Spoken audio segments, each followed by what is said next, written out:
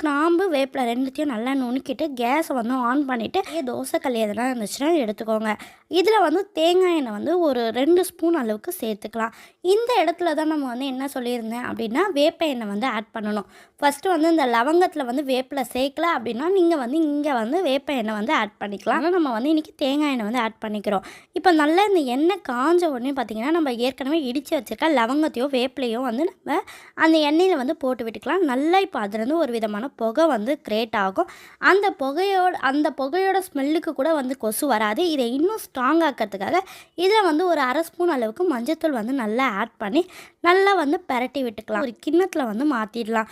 ஒரு கிண்ணத்தில் மாற்றிட்டு ஒரு 3லேருந்து 4 கிராம்பு, புது கிராம்பை எடுத்து அதுக்குள்ளே போட்டுட்டு அந்த கிண்ணத்தில் ஒரு நல்ல வத்தப்பட்டியை வச்சு பற்றி ஒரு ஓரமாக வச்சு விட்டுட்டிங்க அப்படின்னா கண்டிப்பாக ஒரு கொசு கூட வராது. தொடர்ச்சியாக நீங்கள் வந்து இந்த டிப்ஸை 1 வாரம் ட்ரை பண்ணி பாருங்கள். நல்லாவே ரிசல்ட் கொடுக்கும்.